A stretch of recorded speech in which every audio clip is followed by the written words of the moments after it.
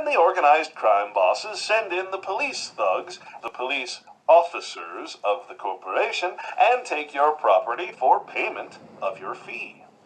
And for business owners, they take away your permission, your license to do business in the county or state. Once a man puts on a uniform with a municipal badge, he becomes not a police man, but a police officer, representing the interests of and enforcing the city, county, state, and federal codes for which these governments falsely call law. For true law is only that granted by the consent of the governed, of you, the people. Jurisdiction is defined for purposes of law as the power, right, or authority to interpret, apply, and declare the law. This is a heavy responsibility when considering the fact that police officers have jurisdiction in their respective districts and municipalities, and when you take into consideration that the typical police officer is hired in their early 20s without the benefit of law school, or for that matter, little to no college education at all. This definition of jurisdiction becomes something of a frightening concept. The power, right, and authority to interpret, apply, and declare the law. Now that you understand what a district is, and that no matter where you live, you will be forced to pay this property tax as a property owner within the school district, whether you have kids or not, let's take a look at the legal crime and hidden wealth that permeates each school district across the country. For this, we simply bring up the Comprehensive Annual Financial Report, or CAFR, the full audit of government. A CAFR is the full and comprehensive historical accounting of the government. It is the real budget, which includes not only the current year's taxpayer assets and liabilities, but also, and very importantly, it includes the fund structure of government, including many investments that the typical taxpayer has no idea even exist. Now, this particular school district is called the Rim of the World, and is within the jurisdiction of San Bernardino County in the federally incorporated state of California. It is important to, first of all, understand that the annual budget report that is presented to the taxpayers for this school district is simply a carefully selected, smaller portion of the comprehensive or full report that is the CAFR. The budget report is what council members plan their yearly budgets around and how they decide to raise your taxes every year. Meanwhile, the CAFR remains hidden in plain sight. Very difficult to read for most normal people, and even for most accountants not in the know. In other words, the members of government in the lower positions of government offices have no idea how to read these CAFR reports either. Half don't even know they exist. This purposefully placed ignorance, though, definitely does not include the mayors or bosses of the corporate counties, and generally the city mayors as well. Thus, many of the investments, funds, and other organized legal criminal activity that exists within the district is never seen in the limited yearly and quarterly budget report that is selectively presented to the people and to many in the councils. And the people are, year after year, fooled into believing that their school district, as well as their city, county, and state government, is in poor financial shape, and that they need to pay more property taxes, more general taxes, more sales taxes, more state taxes, more county taxes, more city taxes, and more fees for their districts. Of course, this is not even close to being the truth. Without further ado, let's have a look at this small school district, one of 58 school districts in the state of California.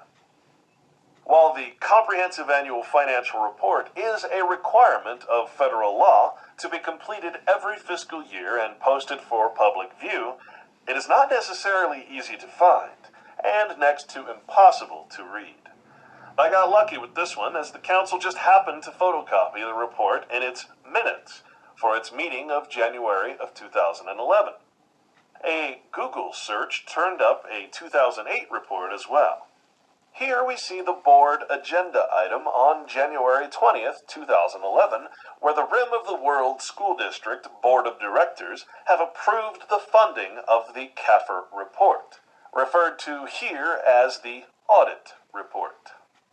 They have chosen the outside independent accounting and auditing firm of Vavrinic, Trine, Day and Company, a limited liability partnership corporation, to conduct this audit and complete the CAFR. And we see here that Education Code 41020 requires each school district to contract with a public accountant or certified public accountant to complete an audit of each district's financial records, ensuring compliance with federal and state accounting, reporting, and operating practices. And here we see the contract for that audit between Rim of the World School District and the Vavrinic, Trine, Day and Company accounting firm. It simply states that this agreement made and entered into this first day of July 2008 between the governing board of the Rim of the World's Unified School District of San Bernardino County, State of California, hereafter referred to as the district, and Vavrinic, Trine, Day and Company, Limited Liability Partnership, certified public accountants, hereafter referred to as the auditors. Now I'm going to skip most of this contract, but you're certainly welcome to read it, and I will leave the full versions up for that purpose. Well, we can see that this is a 3-year contract beginning July 1st, 2008 and ending June 30th, 2011, which covers the 2010-2011 CAFR. On page 2, it talks about the audit fees. It states that our standard hourly rates vary according to the degree of responsibility involved and the experience level of the personnel assigned to your audit. You will be obligated to compensate us for all time expended and to reimburse us for all out-of-pocket costs through the date of termination. The fee listed below is based on anticipated cooperation from your personnel, the assumption that unexpected circumstances will not be encountered during the audit, no significant changes in reporting format and or audit requirements, or significant changes in the operations of the district. So no matter what, the maximum annual fee for auditing services under the terms of this contract shall be $30,000 for the year ended June 30th, 2009, $30,000 for the year ending June 30th, 2010, and $32,000 for the year ending June 30th, 2011, for personal services, with the exception that there might be additional auditing services, and you can read what those are here. Understanding, though, that there are over 230,000 individual governments within the United States, from state, city, county, local governments, districts, and everything else out there, and considering that $30,000 isn't very much compared to what most governments pay for these funds, we can see that just to pay for auditing all of these investments that government does is quite expensive to the taxpayer. That's you, by the way. And besides that $30,000, we can see the hourly charge that it takes to actually do these reports, where we get into the $200 range for the year 2011. These guys are getting a raise of $7 or $8 each year, amazingly. But even for the paraprofessional, meaning a paralegal or a grunt, we're paying $74 an hour. That's a lot more money than some taxpayers get paid in a whole day. Oh, and of course, auditors shall be reimbursed for travel. And of course, the government then gives up its rights to take this company to court in case something happens, by agreeing to something called arbitration, meaning that each party, the government and the accounting firm, is giving up the right to have the dispute decided in a court of law before a judge or jury, and instead are accepting the use of a arbitrator for the resolution of any problem. So the government's actually giving up its own right to use its own court system in the case that there's a problem with this auditing firm. Why? Why would you do that? Unless you're conducting legal crime, this wouldn't make sense. Now, it is important to understand that these auditors are not specifically there to offer an opinion on the way that this school district conducts its business, but rather to simply verify its accuracy in reporting according to federal and state codes, as well as to recommend ways to improve future accuracy in reporting. It is even more important to understand that these independent auditing companies are only allowed the privilege of auditing these CAFR reports as long as they are part of the organized criminal activity that they are auditing. In other words, they would not be in business as the bookkeepers and auditors of this legal government crime circuit, the legal mob, unless they keep the open secret of government funds to themselves.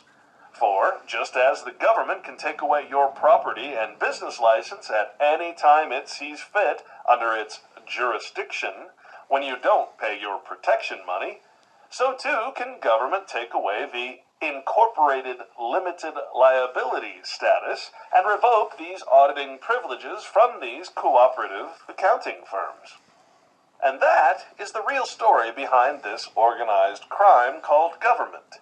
It is a collective, uniformly and mutually beneficial organized corporate mob, with its gangsters in every facet of government contributing cooperatively to this cover-up, from media outlets to political campaigns and everything in between. The players are either in on the game or compartmentalized enough to not know they are part of the game, something that is less commonly referred to as useful idiots or useful innocents, attributed to Soviet sympathizers during the time of the Bolshevik Revolution, propagandists for a government they do not understand. Compartmentalization can simply be defined as many individual people contributing from and benefiting from something, but never comprehending the full structure of what they work for.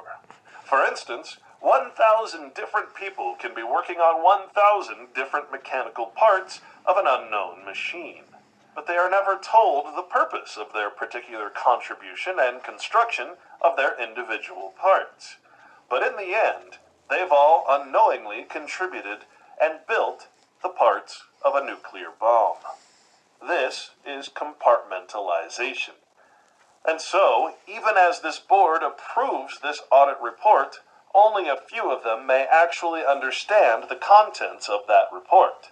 They only know it is a requirement of the corporation they work for, which is government.